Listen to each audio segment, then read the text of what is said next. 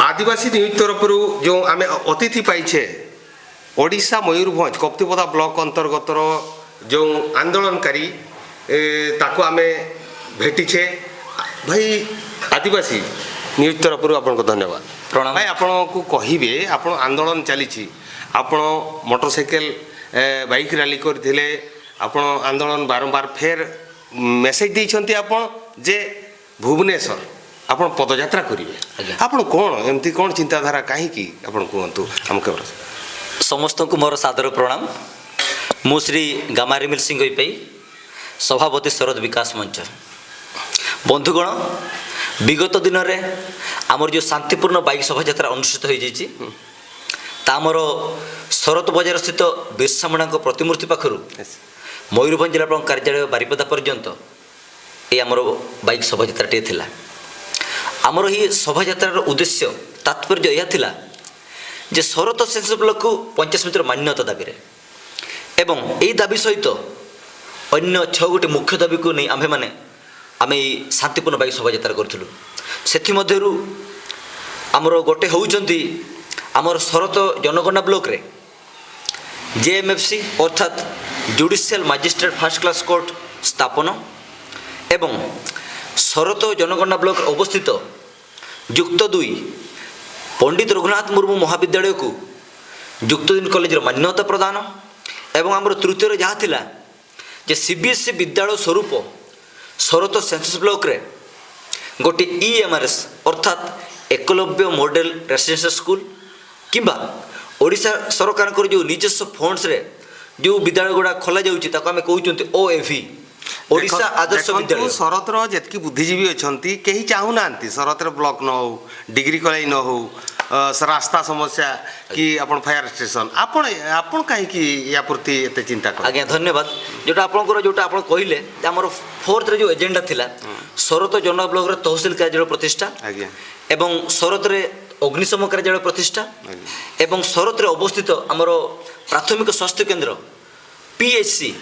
Primary health centre को community health centre रो मान्यता किबा आमे ताको अपग्रेडेशन ऑफ शरत पीएचसी इनटू सीसी बरी कहू कोन आपण भाबुचंती सरकार आपनकर ए जो आंदोलन सरकार कोन सुनिबो आपण कोन विश्वास करू आगे निश्चित भाव में मोर दृढ़ विश्वास अछि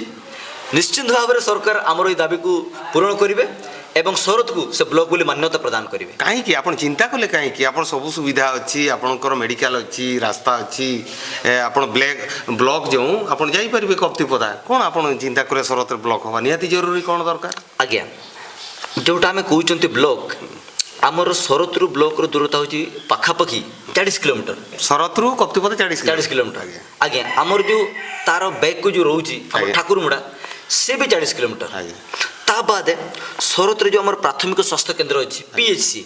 से आज्ञा आज पर्यंत गोटे एमबीबीएस डॉक्टर नियुक्त हो पार ना अत्यंत दुखर कथा आमर से किसी गोटे आपणकर तल कर्मचारी स्टाफ मान को लेकिन मेडिकल स्टाफ मान को लेकिन ये आमर पीएचसी चलुचे आज्ञा तत्सहित आम शरत रे केंद्र सरकार पक्षर गोटे आमर ईएमआरएस स्कूल अप्रूव होता फंड्स आलोकेशन होता आपणकर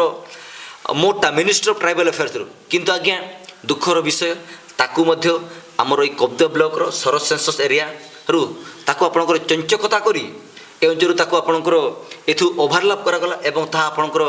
जीबी नगर ब्लॉक रे ता वर्तमान कार्यकारी होउचे तो आज्ञा मु कहिबी एटा शरत अंचल प्रति एवं सहजर बसवास करुथिबा सौ हो जाति मानक प्रति ये गोटे ग्रेटेस्ट इनजस्टिस आउ ब्लॉक पे आगे एथिबे मु आशावादी 1991 मसीह प्रवाद पुरुष बिजू बाबू वर्तमान रो honourable chief minister of Odisha Naveen Patnaik माने who is passionate to enhance quality education in the state Odisha and establishing CBSE schools like OAV तो I am praying before CM of Odisha that he should put his eye on the downtrodden communities of Sharath block and he should introduce a CBSE pattern school OAV in the Sharath block. आपण कहिबे गामाय बाबू आ केते वर्ष आंदोलन करिवे तापरे आपण success हेबे केते वर्ष आपण चाहिचंती आज्ञा हमर ए जो शांतिपूर्ण पदयात्रा टी गला सेथिरे हमकर प्रधानमंत्री एवं भारतर राष्ट्रपति ओडिशार मान्यवर मुख्यमंत्री नवीन पटनायक जी ଏବଂ ଓଡ଼ିଶାର ରାଜ୍ୟପାଳ ମହୋଦୟ ଏହି ସମସ୍ତଙ୍କ ଉଦ୍ଦେଶ୍ୟରେ ଆମ୍ଭେମାନେ କପ୍ତିପଦା ବିଡ଼ିଓ, କପ୍ତିପଦା ତହସିଲଦାର ଏବଂ ଉପଜିଲ୍ଲାପାଳ ଉଦଳା ଏବଂ ମୟୂରଭଞ୍ଜ ଜିଲ୍ଲାପାଳଙ୍କୁ ଆମେ ଏଇମାନଙ୍କ ଜରିଆରେ ତାଙ୍କ ପାଖକୁ ଆମେ ମେମୋରାଣ୍ଡum ପଠାଇଛନ୍ତି। ତ ଆଜ୍ଞା, ତ ଆମର ଏହାର ପରବର୍ତ୍ତୀ ଆମ୍ଭେମାନେ ପଦଯାତ୍ରା କରିବୁ ଏବଂ ଭୁବନେଶ୍ୱର ଆମ୍ଭେମାନେ ମହାମହିମ ରାଜ୍ୟପାଳଙ୍କୁ ସାକ୍ଷାତ କରିବୁ ଏବଂ ମୁଖ୍ୟମନ୍ତ୍ରୀଙ୍କୁ ସାକ୍ଷାତ କରିବୁ। ଆମ୍ଭେ ଆଶାବାଦୀ ନିଶ୍ଚିନ୍ତ ଭାବରେ ମୁଖ୍ୟମନ୍ତ୍ରୀ